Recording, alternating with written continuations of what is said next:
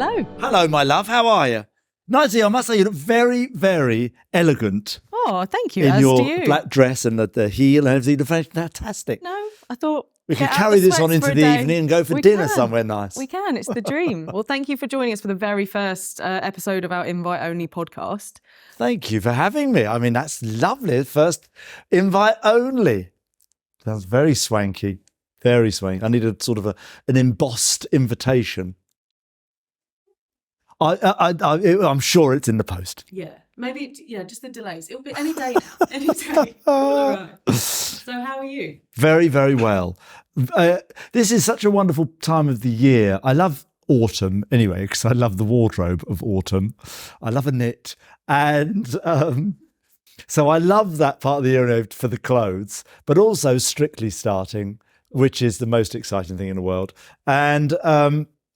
And we're moving into another series, which is, we've had the launch show. I don't know when this is going to go out. So, but let's talk about it as though it's going to go out tomorrow. So we've had the launch show. We're going to be doing the first show this weekend. And it's just, again, Bake Off's about to start as well, which is my other favourite thing. And it's just a wonderful time of the year. You did look very, very happy to be back on the launch. Oh, it was great. It was just love. Please welcome the judges. And Anton Du Beke, out I come. Way, and then we go, yes, we're back. Here we go again. And then let's see the stars of the show. And they come down the stairs and yeah, brilliant. It's a wonderful thing. And there's a great energy in the room as well. And I know, is this going to be the best series ever? Who knows? Is it already an exciting series? Absolutely. And that's the great thing about the launch show. You see the names printed and released over the weeks before the launch show. And you go, oh, I know them, or I don't know them. Oh, I like the look of him. I don't know about her. And I like him. And so we all do that already. We weigh them all up. And then we get the launch show and we sort of immediately fall in love with all of them. And it's brilliant. Exactly the same as Bake Off. So it's just great. And I'm really excited. There's a great energy in the room. There's huge levels of enthusiasm. The partnerships are great. That classic situation where you look at the partnerships and you can't imagine them already dancing with anybody else. I can't imagine Angela Rippon dancing with anybody apart from Kai, or Amanda dancing with anybody apart from Giovanni, and Bobby's got Diane, and it's the perfect so already they just seem like perfect partnerships, and that's brilliant as well. So who caught your eye from the first group dance? Who did you think, none of them really. I didn't. I thought it was all a bit sort of, I was quite pleased they came down the stairs unaided. Once they did that, I was delighted. I thought we could get on with no nasty incidents, and then we'll take it from there. Really, it's funny because you don't get to see much with the first group dance, and also as a judge, I'm on the side. Yeah. So I watched it at home as well. We had a Strictly night when the launch show was aired, and so now I saw the group dance from the front, right? Because I watched it from where the cameras were, as opposed to from the side. And it was different because when I watched it from the side, I did think, heavens above, that doesn't look very good. And then I saw it from the front, I went, oh, actually, they didn't look too bad. So I think angle has a lot to do with it as well. That's very diplomatic. Angle is very important. You've got to be careful of your angle. And so yeah, I'm excited. It's going to be exciting bunch. And do you and the other judges kind of have a kind of debrief afterwards and have a chat about it and say, did you see this? And did you see that? We didn't. We didn't at all. Once the launch show, because the launch show is a pre-record, as we know, because it's a long process, it would be the worst television ever if we had to sit through the whole of the pre-record, because it takes forever, because it's quite technical. We've got to get this bit there, and we've got to do that bit up there, and so a lot of it's sort of unwatchable telly. It's very long when you're in the audience. For the launch. But then when they get rid of all those sorts of telly bits and they just put together the show, it's amazing. It just comes together wonderfully. So we were there a long time. So once the show was over, we finished a pre-record. We all sort of slipped off. But I'm looking forward to Saturday and the first show and seeing everybody's first dance, because they've all had sort of a couple of weeks on the first dance from the moment they met to the moment we go live. But that's the longest time they'll have on any of the dances. But also within that fortnight, there is all the sort of promotional stuff to do. So you've got all the radio, Radio Times cover and all that sort of stuff. So you've got all the green screen stuff that we do, which is the idents, the opening of the show, the title sequence. All that stuff's got to be filmed and recorded and stuff. So that takes a few days. So really, you don't get 2 weeks. You get maybe about 10 days. And then you're in, and that's 10 days from, you start from 0 to live show. It's a lot, isn't it? That's the longest you're going to get on any number. And then after that, you do the live show, you get through, all being well, and then you start with a new dance, and next Saturday you do the second live show, and then someone goes home, and so it repeats. So you get, and then when the show starts, once we get going, you get about 4 days, because the Friday is a studio day. It's rehearsals, isn't it? Well, it's rehearsals, but in as much as that it's technical rehearsals. So it's not studio rehearsals, as in rehearsal studio. It's strictly ballroom rehearsal. So it's the floor. You're on the floor, on set rehearsals. So it's camera blocking. So you can't just go over it and over and over it. You just have to run it a few times for cameras with props. It's the first time you get your props as well. You still haven't had your costume yet. So it's the first time you get your props, and you do it on the floor in front of cameras. So if the props don't work the way you think they should work or wanted them to work, I had a situation once years ago where I was dancing with Judy Murray, and we had this sort of jail cell cage sort of affair. Oh, I remember that, actually. Yeah, it was, I can't remember what dance it was, Paso Doble, I think. And the idea was that I think she was, I can't remember now, I think she was in it, and we went towards it and she threw me in it at the end, essentially. But the door opened, so we've been rehearsing all week that the door opened one way. Oh no! It turns out the door opened the other way, and it couldn't be changed. Now, this sounds like a nonsense thing, but what it did is it put us on the wrong part of the floor. So choreographically, our choreography took us more into the audience. And it was an absolute disaster, to coin a phrase from my learned friend. So those sorts of things you don't know about until you turn up on the Friday. So that doesn't happen very often, but occasionally it might happen, and you've got a big problem on your hands. You've got to try and sort it out. So we had to change. You can't change choreography on a Friday. So that's a nightmare. So we had to jiggery pokery. I wanted to move it over to the other side of the studio, and they couldn't because of cameras and one thing or another. And it was a palaver. But that stuff happens. That's what happens on live. So the Friday, as I say, is for that, all of that. And then you go, and then also for fittings and costumes and one thing or another. And then Saturday's a show. So it is, once you start, it is relentless. You're smiling as you talk about these disasters. But I love it. Well, I do love you miss it? Yeah, I do miss that. Laughing because you don't have to do it anymore. Well, I do miss it a bit because both. I'm sort of laughing because I don't have to do it anymore, and go, I remember that happened to me once. Always a disaster. So it's sort of like gallows humour, really.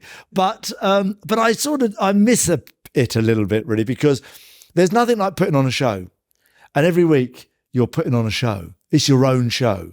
It's like I'm standing on the Palladium or something and I'm doing a show.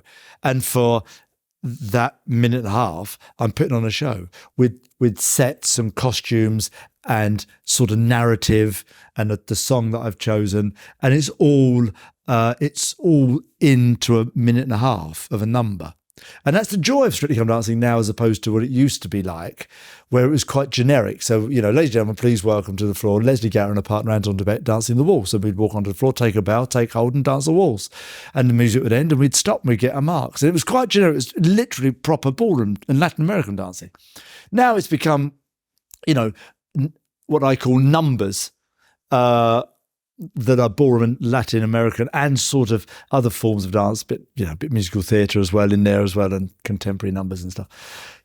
But they're all, concepts and it's very stylized, isn't it? It's stylized and stuff, which is, I think, props, I think is a blessing, because if you've got somebody who can't dance that well, you can use all of that to your advantage. And if you've got somebody who can dance marvelously, you can use that to even more enhance the performance. So I think that is one of the biggest moves forward that the show has done, in amongst all the technical stuff like the AR, augmented reality. You see that at home on the screen, the wonderful lighting and the brilliant projections in the room and across the floor and stuff. Those things are just magical, because you can do just the imagination when you're thinking of a number and trying to create a number.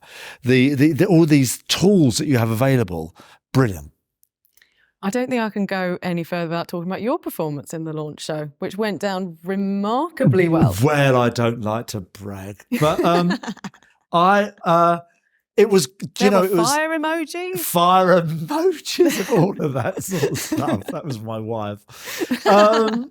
It was a wonderful number, I have to say. Yeah. And I was delighted, because they've said in the past, the judges, judges are going to do a little bit of a bit of a dance. And I did it about 2 years ago. We did something, didn't we? And it was like 4 bars. And I walked on with one of the pros in a sort of we did about 4 steps and stopped. And then 15 pros came in front of me. And I sort of just literally walked off to the side of the room and down the side of the room. It was nothing. And I was so disappointed, because it was a waste, And when they said this year that they were going to put together a professional judges number, I hoped it would be a thing. I hoped it would be like a number. Did you ask? I said, can we do something? After they said, we're going to do a number, I said, well, can we do something? Yeah. Because I think it would be nice. And the judges are like, must we? Yeah, well, the other 3 are going, honestly, we're fine. And I'm going, please, let's do it. Because the advantage I have over the other judges, of course, is that I'm still performing, dancing on stage and doing shows and doing a lot of it. So when I'm not doing Strictly, I'm on tour a lot of the time, doing shows either with Giovanni or on my own, but lots of dancing, lots of singing, lots of performing. So although Craig's on tour doing a lot, he's playing parts. So he might play Miss Hannigan in Annie or something. So he's playing parts. Shirley and Motzi, I know they do a lot of teaching. And I know Motzi's busy in Germany doing other bits of telly and stuff. So it's much sort of less. But I thought everyone looked magnificent. Was there a sort of healthy level of competition beforehand? Do you know, I don't think so, no. We were just trying not to mess it up. Because the thing, if you don't do it a lot, the first thing that goes is the memory. You can't remember the blooming thing. So you can sort of still do it, but you can't remember what's coming next. So it was, I think everybody rehearsed and practiced a lot, because they all wanted to be good. They wanted to do nothing worse than... Who's the most competitive? I don't know, really. I know Shirley's competitive with herself. She just wants... I say that, but we all are. We're all massively competitive with ourselves. We're not competitive against each other, because we're dancing against each other. But it is we're all competitive with ourselves. We want to be as good as we can be, because you don't want that, you don't want to look at it afterwards and go, wish I hadn't done that. And I think we're all I think we're all quite pleased with the way it came out. It was brilliant. It was well amazing. received, but the number was great. It was lovely to be in amongst all the pros and being with them again and performing and dancing and stuff. So I have to say I loved it. What say did you have in what your segment looked like? Because they would have nothing. They had a very different feel, didn't they? Nothing. Yeah, nothing. I had no say at all. So you had no say in the fact that they gave you the role with the most sex appeal. Well, I thought I brought that myself, quite frankly. No, I'm joking. That's what it must have been. Yeah. No, it was. No, it wasn't really. But it was. No, they said learn this. Fine. Great. All right, I will. But I was thrilled we did more than just walking around. Yeah. I didn't want to do a character part. You know, I wanted to do it. Do a thing, and it was great. And it was a great number. Really, really good. I thought it came across really well. And it's so, like, when you come back to the judging panel now, because it's been the same for a couple of years, is it just you slip back into it like that? Does everybody fall back into their... Yeah, no, they do. It is a well-grooved machine now. I mean, it does work well. Everything complements each other. Everybody understands. You have to understand that the thing about partnership and collaboration is you have to understand the nuance of somebody else. So it's as important to listen as it is to speak as a judge. So I'm listening to what everybody else is saying. I'm understanding the nuance of what's going on, and so those things are really important, and it helps the balance of the whole thing work properly. Because Craig actually said recently, he gave some quotes saying that he might not be doing it forever, and that at 60 maybe he'd say, "Yeah, I hope he does it forever." I think he's an integral part of the show. An integral part of the judging panel and an integral part of the show. But would that worry you of what would happen if he decided to say, no more thanks? Because it is such a beautiful balance at the moment, isn't it? Yeah, I don't know. I haven't given it any thought. Would it worry me? I don't know. But I'd be massively disappointed if he decided to hang up his boots. I think he's such an important part of the judging panel, in actual fact. And he's an important part of the show. I think he adds so much. Yeah, I think it is important. I mean, he can get away with saying one word. I can't get away with saying one word. I can't physically say one word. That's the big problem. You've got the opposite problem. Yeah. He can get away with saying one word, and that's an innate skill. You have to have a certain presence to be able to do that. Well, I think with a judging panel as well, it's very hard to imagine how you'd replace any of you, because it's that sort of synergy, isn't it? Yes. Because we obviously had Shirley as well, sort of suggesting last year that she might not, because she had such a hard time with the trolling. Right. And thankfully she did obviously decide to come back. Well, I would, as I say, I'd be disappointed if any of them knocked it on the head, because, I think it's important for the show to have that level of consistency, and for the audience, because I always think you need a certain amount of sort of familiarity or sort of grounding, if you like, to a foundation, to something, and there are certain aspects of the show that I don't believe can be changed. I mean, something as simple as the theme music. You need those you need that moment where everyone sits down and goes, excellent, this is where we are. Yeah. And then you can do subtle changes. Because if you look at the show from the beginning to where it is now, it's extraordinarily different, but somehow the same. But you couldn't have made that leap in 2 years. It takes 20 years. So all the technical stuff that we have, as we said before, the augmented reality, the projections, the lighting, the costumes, the dances, there are new dances, like Couple's Choice, for example. We get some contemporary and commercial numbers in that. Brilliant. You wouldn't want it all to be like that, but 1 week they go, here's Couple's Choice, lovely jubbly. Thank you very much. Well, that's the beauty of it, I think, because it's it's got the familiarity, but it's also different enough. Because if you don't change it, it then becomes repetitive and predictable. But I think that you have the advantage, of course, of replacing the contestants every year. So you end up with a brand new show immediately anyway. So if you had brought back the same, I think once in America, this is interesting. I think once I was talking to Len about this years ago, dear old Len, and in America they did a special season they brought back a load of winners, and it was like the best of the best sort of a thing, an all-stars thing. I never saw it, but this is what I heard. And one or two people who didn't win that people thought might have won, some finalists that were favourites and stuff. And there was a series based of all that, really. And apparently it was the worst series they've ever had. Up to that point, it was the worst one they'd ever had, sort of ratings-wise, because it was a bit boring. Because everyone was good. We sort of knew everyone. Every week the judges went, that was great, well done, 10. It was a bit boring. Well, I think at the risk of sounding the cliche bell, it's the journey. People want to see. Well, it is. That's the magic of the show. And we all go, always said the J word, but fundamentally that's it. That's what we're all following, isn't it?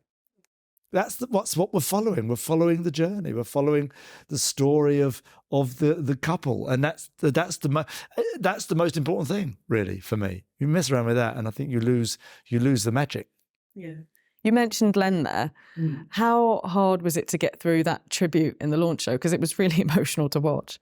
It was difficult when we were sitting there chatting. It was a shame because we did, we said 2 lines on the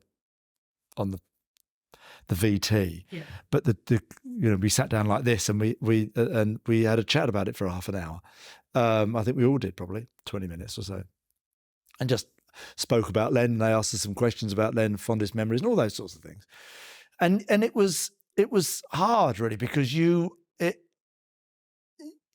for me I lost a pal of 40 years, as well as a contemporary. And it's sad when you lose your friends. Yeah. It was heartbreaking when you said that you think of him every day and miss him every day. You do. You say his name as though he's in the other room and you suddenly realise he's not here anymore. And that's difficult. You always get that moment. You go, I mean, as difficult as it is for all of us, it's going to be worse for Sue. Of course. And you sort of hope that a tribute like that, which was really wonderful. Yeah. I'm though emotional, obviously everyone's glad that it was done. Yeah, it was a lovely thing. I think it was a lovely moment. I think it was a lovely thing. And it was, we played a lot of golf together. And we spent a lot of time together, Len and I, over the years. And, I played golf the other day and I was thinking about him there and stuff. And people ask me about him all the time. And, and as I say, that thing, you mentioned Len's name and then, and after you've said it, you suddenly realise, oh God, he's not here anymore. When was the last time you spoke to him? Oh gosh, I don't know. What are we in now? September? When did he pass away? In the spring? Gosh, I don't think I spoke to him this year, actually. I didn't speak to him this year. He was in America, wasn't he? At the end of last year. So it would have been sort of last year, I suppose, about a year ago. I spoke to him last. Yeah. Did we play golf? We might have played some golf, actually. Played in golf day. I guess that's the thing with people, isn't it? You don't ever know it's going to be the last time, so it's not. It's just like any other time, isn't it? Yeah, and it is. It's just like any other time, and it's sad. It is sad. It's so written through the fabric of the show as well, but that's a lovely thing. Say that again. He's so written through the fabric of the show. Well, he is. It's a funny thing about old Len and Strictly Come Dancing. I always feel like Len was one of the mums and the dads or the aunties and the uncles or whoever sitting on the sofas. He was the voice of, this sounds such a cliche and I don't mean it like that at all, but he was sort of the voice of the people at home, or the voice of the viewer is a better expression, really. I always felt he was the voice of all the people watching the show, nudging each other, going, what's wrong with why is his bum stuck out? What's wrong with that? And then Len goes, wow, your bum was stuck out. Everyone goes, yeah, I told you his bum was stuck out.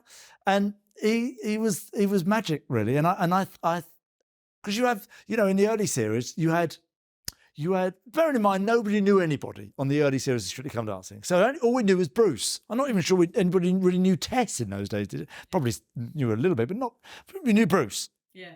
That was it. And so you need stuff on a show like that people can hang their hat on. Yeah.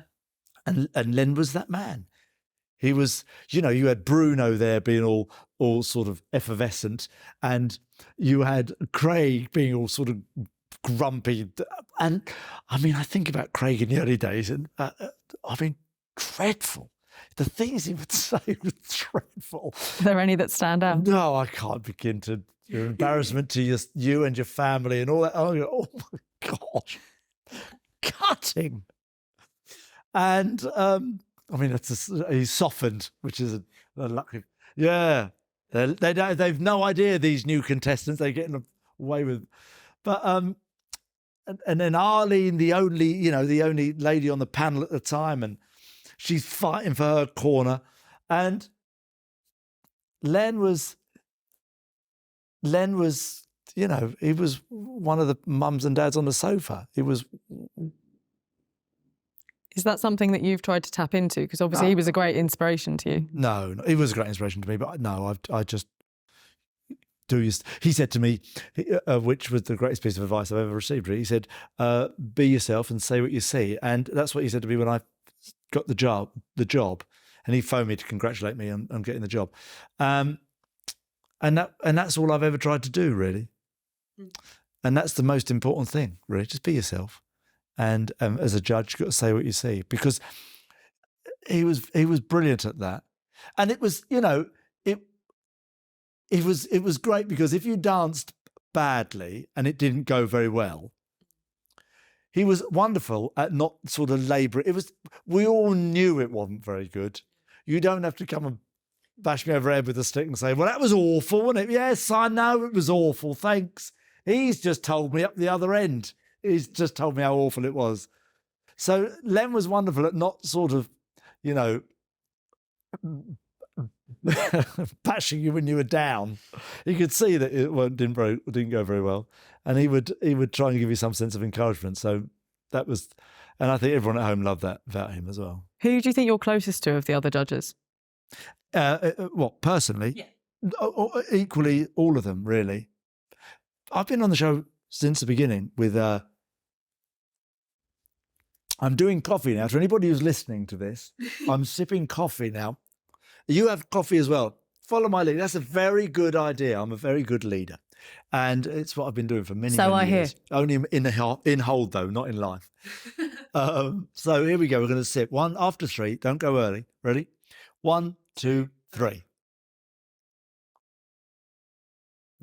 I didn't realise you were going to neck it. Well, I've only got a small one. I haven't got a large one like you. And that was rather nice, that. What were we talking about? Completely lost the thread now. No, it was a good chat. Who are you closest to personally on the judging panel? I'm different for all of them, really, because, I mean, we're all very close anyway as a group. And but I've known them all for different amounts. I've known Shirley for the best part of 40 years, because, like Len, because she's sort of one of us. She comes from the sort of the old country. I think the ballroom dancer business.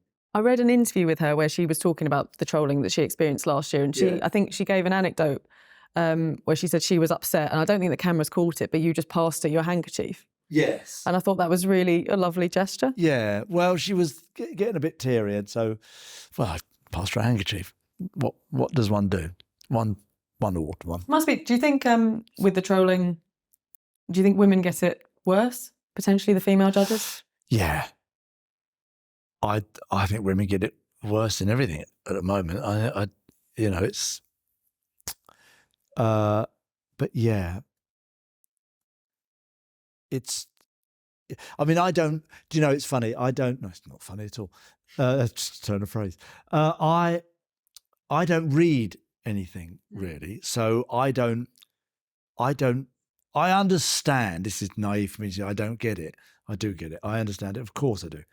And I've heard 1 or 2 things that people say about people, which are appalling, which I think to myself, that's certainly someone like Shirley, which does sit on a dance panel, a dancing show, and give her opinion about people's dancing. So, but I don't read it. So I don't, you know, if you said to me, oh, did you see that what people have been saying about you? No, I didn't. And, you know, we talked a minute ago about the dance on the launch show, and people have told me that you, for example, yourself, you said it went well, and I you know, I mess about and go, yeah, wasn't I marvellous? It's all tongue-in-cheek, really. But I don't know what people have written about it, because I didn't see. Now, if they've written nice things and said it was great, I'm delighted and thank you very much. If they've written terrible things and said it was awful, or I hated it, or never dance again, or whatever it is, I would be upset by that. That classic thing of somebody writes something nice, they're an expert. Somebody writes something not nice, and they're obviously an idiot. What's that? That's you know, so should you not accept both equally? Somebody once wrote, you know, praise and criticism are the would you treat them both the same? I can't remember. You treat them both the same. It makes sense. However, But- I would tentatively suggest that someone on Twitter who's Well, watching the show may not have your level of dance fatigue. No, probably not. But I don't read any of it. So to me, I don't know anyway. So in my head, I think I'm the most wonderful and most loved person in the world. I don't need to know the truth. This it swims around in my head. I'm delighted with it. It's great. My wife and children will tell me the truth. That's enough for me. But so my advice to all of that is don't read it. Is it unrealistic? Probably. But I know it by reading it is not going to improve your life any. So it's a bit of a sinkhole, isn't it? I think it sort of sucks people into a bit. Yeah, and it's an unfortunate part of society, and it's something I wish didn't happen. So, but I don't, we have these platforms for good, and sometimes out of it come evil. So it's a shame, but you have to find a way of navigating it that works for you, and that's what I do, and that's the only thing I think you can do with it, really. You have to navigate all this stuff that works best for you. Firstly, know yourself. Some people go, it doesn't bother me. I just read it all and I laugh at it. And I go, great, what a lovely way to be. If that's not you, then don't read it. That's not me. But what I do know is I know me. I know how I'm going to react. So if I'm in the theatre, let's say I'm at the Palladium, I keep talking about the Palladium, because I'm going there. It's very exciting. Yeah, it's tremendous. And if I've got 2,000 people in a room and I'm performing and everyone's having a lovely time, apart from one person in row 2 who hasn't smiled yet, I'm fixated by this person. I can't get them out of my head. And it's ridiculous because that could be their happy face for all I know. I have a very serious resting face, so I feel for this person personally. They might be having a marvellous time. Yeah, they might be. But you have to sort of not let stuff like that trouble you. So no, that's not what I meant to say. I meant to say you have to know yourself. So know how you're going to react to something, and then react accordingly. Was there a point that you worked that out? Years ago. Yeah. Know yourself. I think you've got to know that in life, really. For me, that's a big thing. Otherwise, you can't get the best out of yourself. And it's a much, I take it from a sort of a sort of performing competitive sort of perspective. In whatever one does in life, there is a way that, for example, I don't know you personally, but if we were dancing together, it would be my job, in order to get the best out of you, to find out the way you work best. So, we'd spend some time in the studio, we'd start doing stuff, and over a short period of time, I would sort of work you out. Now, it sounds a bit weird, but it's not really. I'm just trying to understand you. And then what happens is I sort of start to put together the day, the rehearsal, our time together in a way that works for you best. So for example, something stupid like we start rehearsing at 9 o'clock in the morning, 9 till 5. And every day is a bit of a slow start. We don't really get going till about 11 o'clock. And, you come in and you're always a bit sort of harassed and a bit grumpy. And so then I realised that actual fact, you're better off at starting at 11 o'clock and finishing at 7, because mornings for you aren't great. You hate travelling at rush hour. You don't like to get up early. You like to eat breakfast and have coffee before you leave the house. And then if you could do all that and then leave home about 10 o'clock and get to the studio for 11, or up wherever you live, you'd be good to go at 11. I know that already. Now I know this. So now I'm not starting at 9 o'clock anymore. Because every day, and after a period of time, I'd be going, come on, what's the matter with you? It's 9:30. You haven't really... And then we get a bit... But this is just a nonsense, because I can alleviate that situation immediately. Start at 11. You go up. Much rather finish at 7 o'clock than 5. In actual fact, it's just easy for me to get home from 7 o'clock. Yeah, fine, let's do that. So it's my job, and that's just a little thing. But I know what you're like before and after lunch, whether you want lunch, whether you a big lunch, small but lunch. it's a relationship, isn't it? Because you spend that amount of time. You spend more time with your partner than you do with your actual partner, right? During that time. During that time, yeah. I'm with you in the studio for about 8 or 10 hours, potentially, if you've got nothing else to do. I do think I'd be one of the people that you'd need to keep in the air, genuinely. My favourite thing in the world. Fly them in, keep them up, off the floor. But that's part of a relationship. That's part of a partnership, and that's part of a working to your strengths, getting the best out of you, and that's my job, you know. But I'll do that with me, and I'll be honest with myself, and brutally honest, and know if I was trying my best or not trying my best, or can I do that? Can I not do that? I find it quite hard to imagine you not trying your best. No, but I always try my best, because I always make myself try my best, because I'm sort of, I can't not. It makes me feel a bit sick if I don't. And I know if I've prepared well. I know if I'm standing in the wings going, you've not worked with this. Well, you haven't worked this out properly. You're going to busk this. Mm-hmm. Sometimes that's all right. Sometimes you can get away with it if you're doing something. But if you're doing something new, and, you know, for example, I'll do pantomime. Let's say I'll do pantomime, right? I don't want to be that guy who's standing in the studio on day one of rehearsals not knowing his lines. So I'll get my script early and I'll learn it all. I'll be off book, as they call it. Now, for two reasons. One, because it's my responsibility to do that to the other performers.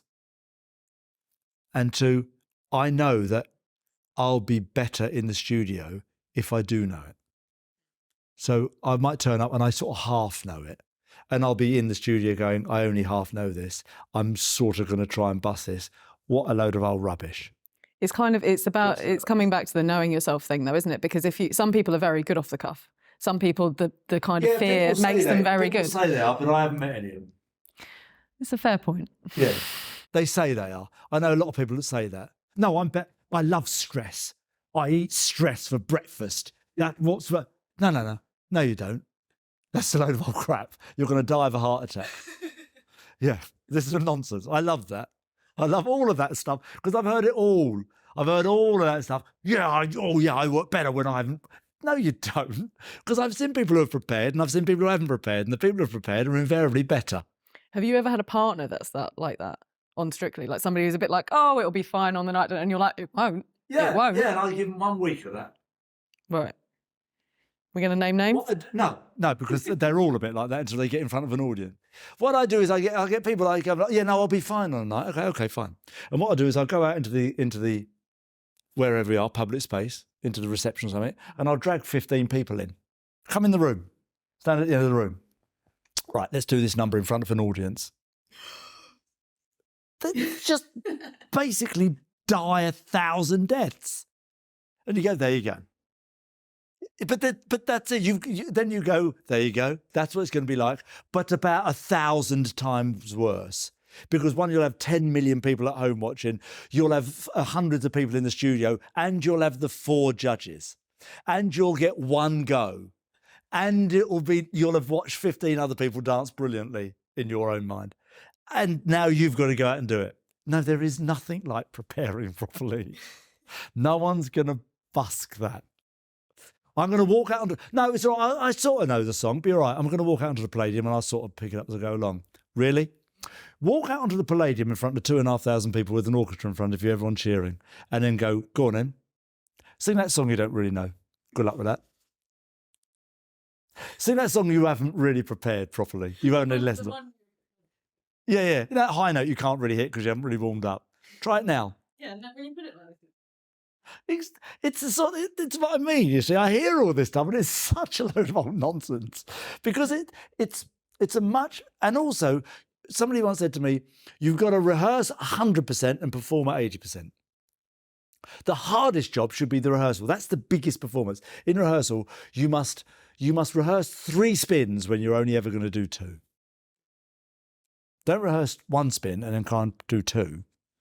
That's underprepared. Well, I guess that's what enables people to go out and then actually have a shot at enjoying it. Yeah, because once you know it, once you've rehearsed it and you know it, when you walk out there, you can enjoy it. My teacher said to me, don't enjoy it. So concentrate. See, my mind will go. See, there you are. Know yourself. I know if I'm enjoying it, I'm not going to remember my own name. I'm going to be, because I'm going to be enjoying it. I'm going, hi, how are you down in the front row? Lovely to see you. What's this song again? Oh, yes, I remember that. And I've got nothing. Got to concentrate, but you've got to prepare. If you prepare well, and if you just do it well for you, know yourself. I mean, we're talking about that, really. Just know yourself. And then, I'm always late. Well, why are you always late? Because you leave it too long to leave the house, or what? Just silly little things. Yeah. Just give it a bit more time. It just everything is sort of, you just induce sort of tension and stress and all those and frustration. All that it's all sort of nonsense, really. But if we can alleviate that, if you know how you react to stuff and how you are in yourself, and be genuine about it, then you can navigate stuff more clearly. I think that's a very simple expression, right? When you talk about when you were pairing with celebrities, what you say a lot is it's not about me, it's about them. It's about them. But obviously you recently went on Life Stories and you did something that was much more about you. Yes. How was that for you? How did you find it? Well, it was one of those, really. We sort of started chatting and we chatted. A bit like this, really. You just sort of chat, don't you? And you chat about stuff. That was it, really. Did you find it kind of exhausting? Yes. 3 hours. A bit like a therapy session. No, not really. No, I don't. No, not at all. No. I mean, it's all, everything we do, I mean, it's like we're coming here and chatting, you and I together. Now, we've met in the past, we've chatted before on a number of occasions, and I like chatting to you. You're lovely chatting to you. So, you chat, but every conversation we have is all sort of motivated and governed by the questions you ask. Yeah. So, it's just not sort of like a monologue. I'm not going to say to you, listen to me. I've got something I'd like to tell you. Everything. Yeah. So it all starts with a question, and then the conversation goes from there. Really. So that's what happened on that evening. Really, we started off with a question and went from there. So did it feel like answering that question when it was something that you hadn't said out loud before? Did it feel like a big moment to you? No, it just felt like I sort of went, oh, here we go.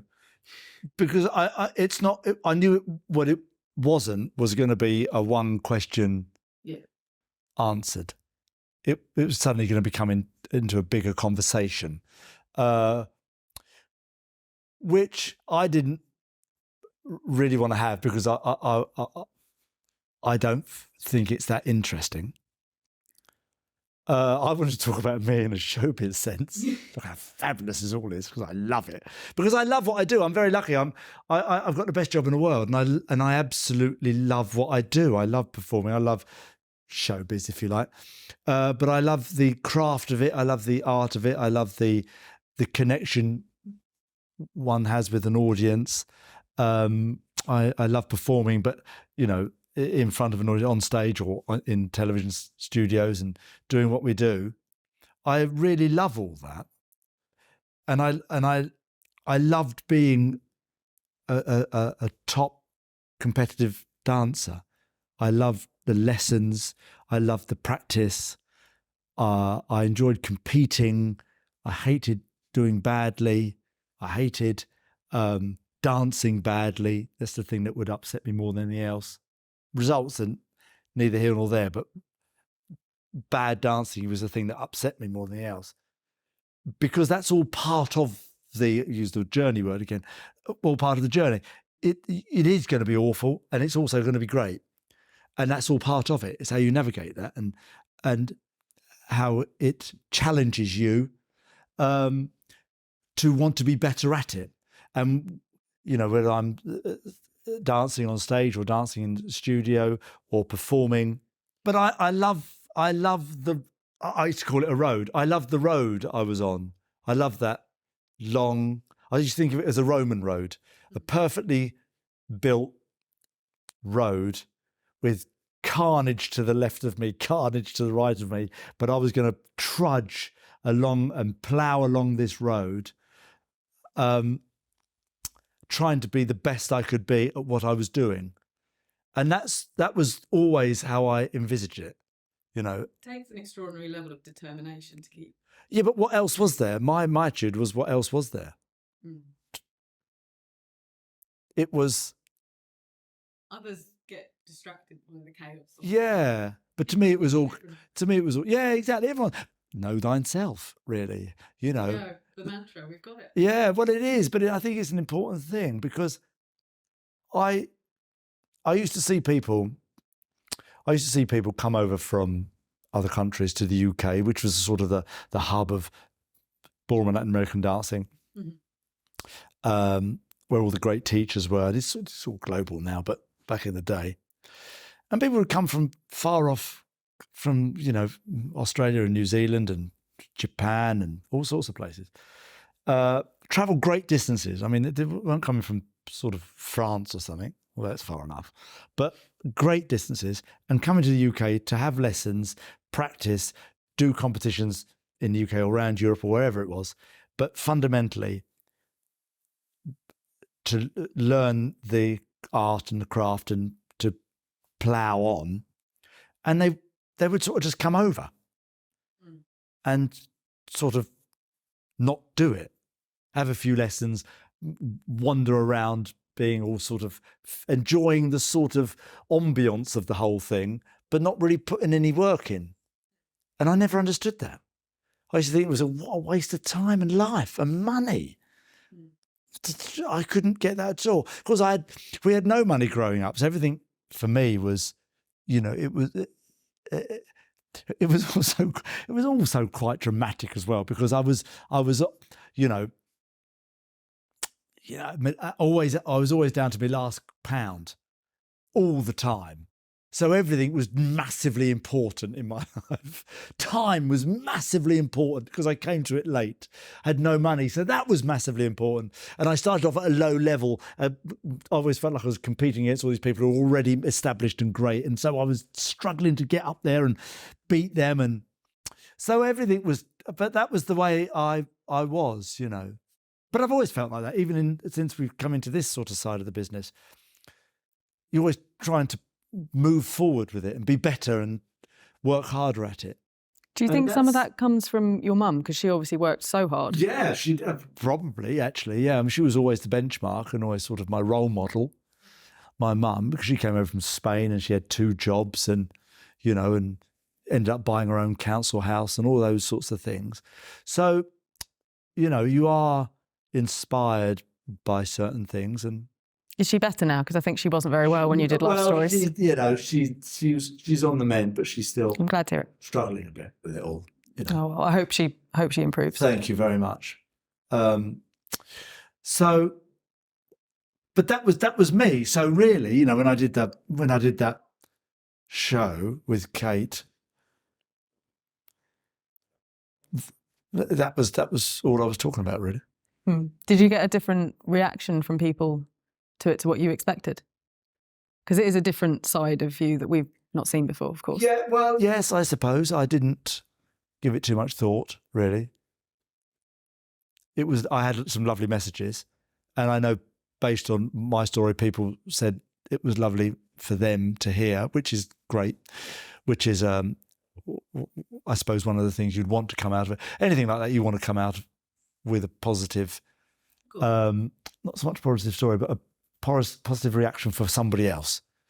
Because I'm sort of okay, so I don't want everyone to worry about me, but I want them to worry about themselves and understand maybe that it can be okay. You know, it's fine. You can let that go, leave it behind and move on with the rest of your life and not let it. It doesn't have to influence you, define you. But that was because you said that on the show, I think, and that was what I felt was a really important point for you, potentially. I'd be disappointed if it did. Yeah. Because it'd be a waste of your life. Yeah. It's your life. Yeah. You must make of it what you want it to be.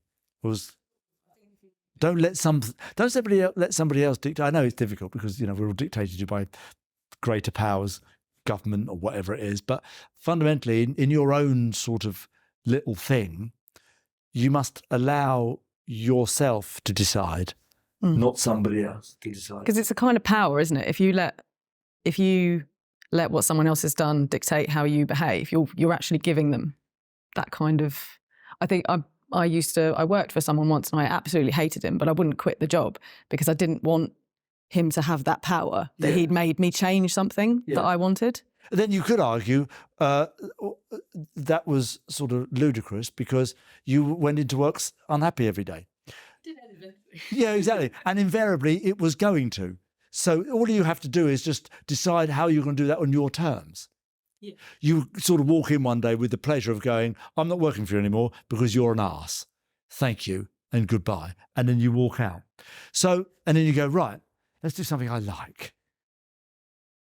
Yeah, probably. But then because what happens is we're so disarmed by everything, aren't we? We're so unempowered.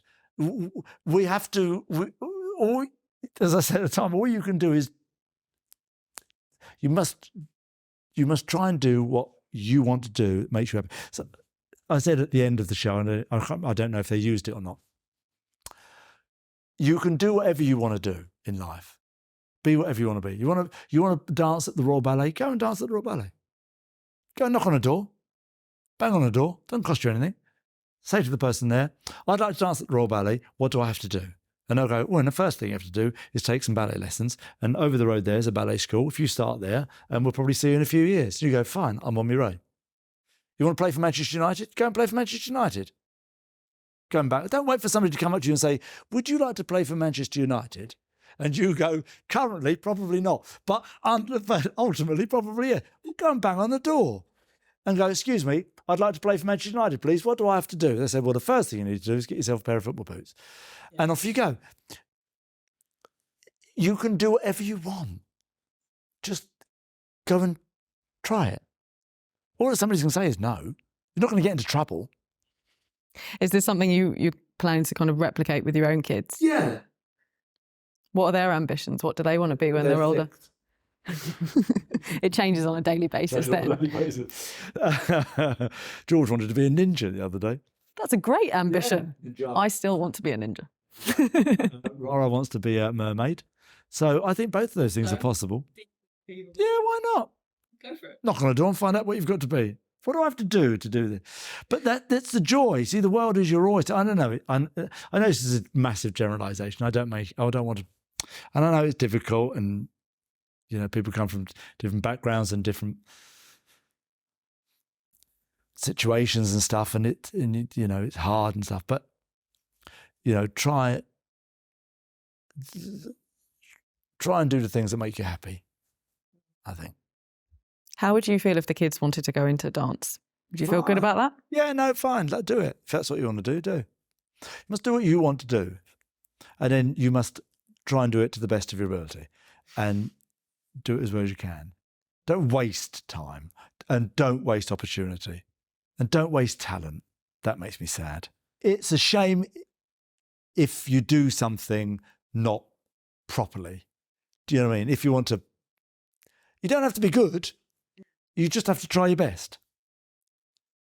We're not all good at everything, but we just got to try our best. And that's the key. That's what I instill in my children. Try everything, first of all. Don't say, oh, no, I don't want to do that. Well, I haven't even tried it yet.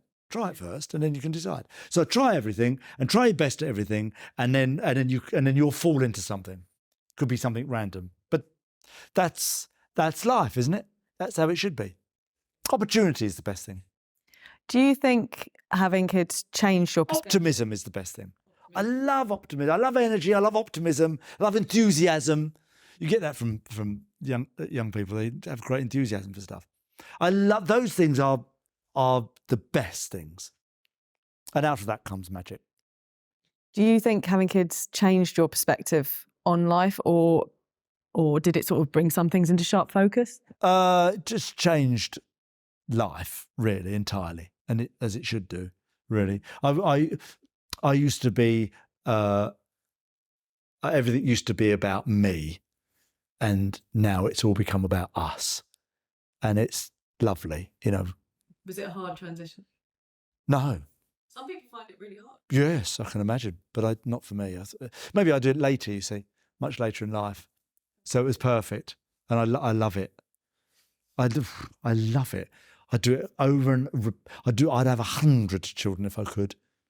Hannah's absolutely not interested at all in 100 children. But it's the most brilliant thing. I love it. No, it was. I remember watching your show with Giovanni and the big family party at the end. It was such a lovely thing to see. It's such a lovely thing. I love it. I'm thrilled I did it later in life. That is the most important thing for me, is having done it later in life. I think if I did it earlier in my life, I'd have been in the wrong time. Life's a funny old thing, isn't it? It comes at certain times when you least expect it. What's the funniest thing they've said to you this week? My son told me the other day I couldn't come in the house until it was snowing. He's 3. 3. I love that. What did they say? Something. Oh, I can't remember. It's always something. They come up with this extraordinary language, and it sounds so sophisticated sometimes. I think if you've been speaking to come up with that, that's always funny. I love that. Do they score your performance on judging? Because I remember they used to score you with dancing, didn't they? Yeah, they did. I always got good marks from them. But they love it when I'm doing it. When they got old enough to see me on television, they couldn't quite comprehend it, and it just upset them slightly. See, that's why I don't read social media, because it might upset other people as well. But now they love it. Love it. The children have watched that opening dance of the judges' dance repeatedly already. What did they say? I love it. They just love it. I think it's great. That must be an extra nice moment. Oh, it's the most wonderful thing. Do they ever come down? To the studio? Yeah. No, too young. They're not allowed. Actually, they do. There's one dress rehearsal that young children are allowed to come to for children in need, I think. But they can't come to the show, no. You should do a memory box for them. Like, wasn't there on the launch show, I think, did Claudia and Ted do a memory box for Angela. Yeah, Angela's lovely. Kids. Yeah. Take a leaf out of the book. Yeah, might it's be not a good a bad idea. Problem is, it would be a museum of me. I'm going to give you a memory box of in your me. House. Are you saying you Here's don't my new have novel. this? Here's a picture of me, and that's a recording of the dance I did. What? Speaking of the museum of you and all of these things, have you still? I just referred that like it was a serious thing. What is on your bucket list still? Can't be much. Well, the Palladium's on my bucket list. I'm doing that on the 1st, which I'm so excited about. That's been something I've always wanted to do. So I'm looking forward to that enormously. More of the same, please, really. I'd like to continue to do more. I love performing on stage. I love doing things on television. If I tell you about one thing I'd like to do on TV that I've never done is a game show. Not a quiz show, but a game show. Doing the full Brucey. Yeah, but it was the best. So I'd like to do one of those as a sort of as a little thing I'd like to do just for me. I'd love to be in a movie. Playing? I don't know.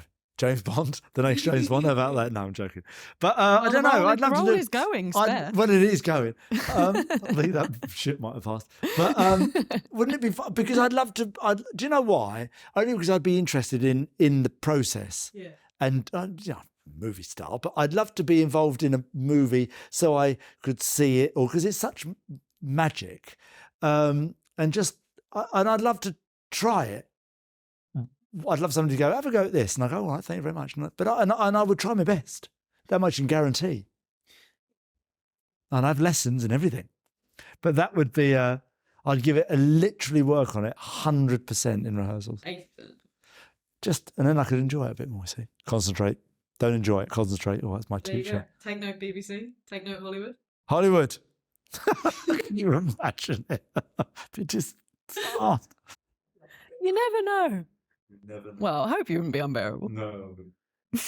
I'd enjoy it enormously. Right. Well, thank you very much. It's been lovely speaking to you. Thank you, my love. I've enjoyed this.